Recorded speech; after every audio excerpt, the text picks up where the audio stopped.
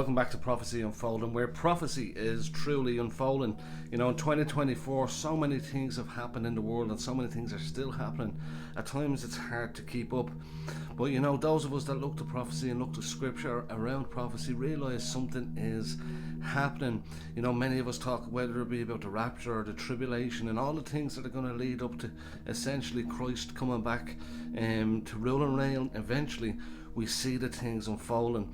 You know, scripture gives us many different correlations, and what I wanted to do today is show you one particular I watched on God a Minute, Aaron's channel. Very, very good in terms of the connection between Ezekiel and the time of the tribulation period and even the rapture. What I'd ask you to do is to watch them full to get the full context, because it's a very, very good watch and some really interesting things that came out of Ezekiel. But also smash the like button so that someone who does not know Christ may come across this and get an understanding of who Christ truly is and what he has done for us. So sit back, have the cup of coffee, enjoy this, and I'll see you soon. From God a Minute, and this is going to be a prophecy in Ezekiel, just a quick overview of this cool thought, and I've got 7 charts in general to show you. So we're going to make this simple right here. Be on the lookout for a live stream. I think we're going to live stream either Tuesday night or Wednesday night EST time, likely Tuesday night. We'll see what happens.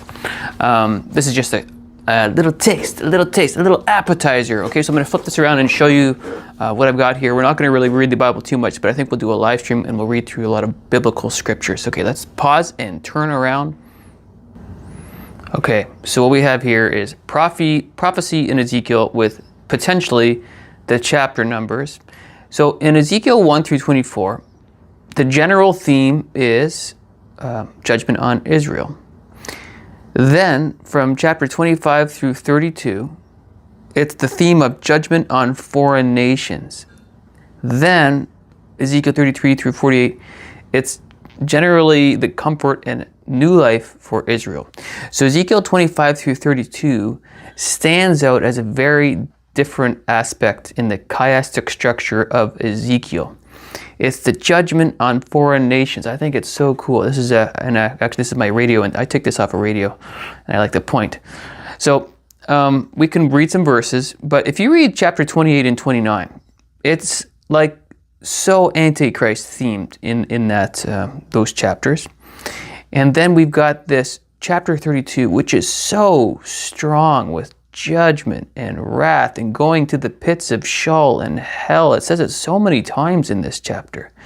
You can certainly see the blueprint.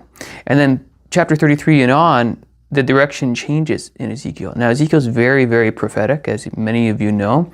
It was written, well, a lot of it was written 5 years after the second siege in, let me think about this, is it around 597, I believe, something like that was the second siege. So it would have been maybe 592, something like that, where he would have been writing a lot of his material. So Ezekiel 124, most of that was before the siege in 586 BC, which we've talked about before.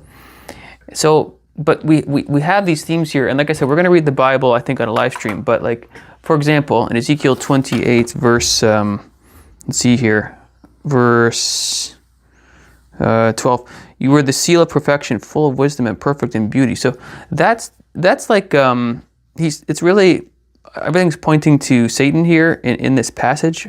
It's really an image of Satan. And what we have here too is in chapter 28 we've got what's called the king of the prince of Tyre. So it's a person that kind of looks like the Antichrist. And then in chapter 29 it's the king of let me think here. Let me just go and look at it. It's Pharaoh. So we got the king of Tyre, and then we got the Pharaoh in 29. And it's just how this leader, this king, is going to fall, and he's going to elevate himself, and he's going to be like God and all that kind of stuff. So there's a ton of clear scripture in chapter 28 and 29 that really points to Antichrist kind of theme stuff. Then we got judgment in hell in chapter 32. Okay, so take that all with a grain of salt, but could the chapter numbers be connected with the year? And I think so. I think that's very possible. I remember you guys I talked about this. This is why another connection here. So this is the main point of the video, but we're going to go over here and just do some reviews now and just look at 6 papers that I had in the past. If you read Psalm 132, it's so strong in it looks like it's Jesus, the Messiah, sitting on his throne. If you read Psalm 84, meaning the Hebrew, the idea of how old Israel is, 1948 plus 84. So in their 84th year, 2032, it's like, it looks like Messiah stuff too. Like it seems like Jesus is being crowned as Messiah in these chapters. But now we have another layer with the chapters in Ezekiel as a potential thing. Okay, and then we got midpoints. You know, if you read that, that seems like a midpoint. And like if we get raptured in 2025, the midpoint could be in this area. It fits really perfect with this Ezekiel timeline. So we're going to primarily talk about the prophecy in Ezekiel in a live stream sometime and study it out. This is just a good reminder that Jacob's age, 1948 plus 84 years, the age of Israel, gets you to 2032, the potential second coming. So that's just a quick chart there. We got another quick chart where we talked about 1 Thessalonians being the trumpet of God. We talked about trump, and we talked about Psalm 77, the voice of your thunder, the coal, as H6963. And we have the trumpet, the blast, the trumpet that was blown by our Father, or in other words, his voice on Mount Sinai, which is attached to the Feast of Weeks, tied to Revelation 4. His voice like a trumpet. Come up here and I'm going to show you some stuff. Voice like a trumpet. It's all connected and it all points to the Mount Sinai experience. Next, just a quick review here. History tells us, if you match it up with the Assyrian records, it seems like the Exodus, when they crossed the Jordan to go to Jericho, was in 1406. They went to war with the nations for 7 years. I think they got their land in 1399 BC. You do some math and all that kind of stuff, and it could potentially get you to this timeline of 2025, 2032. That's 3,430 years, 490 times 7. We talked about that in the past. Go check out some of those older videos if you'd like to learn more about that. We've got Jacob's trouble, rapture timing. We've got Jacob's age, which we talked about earlier on, 1948 plus 77. That's the year that he probably met Rachel and Leah. This is the year that he would have had a vision of a ladder, which I think it was DNA, the blood of Christ.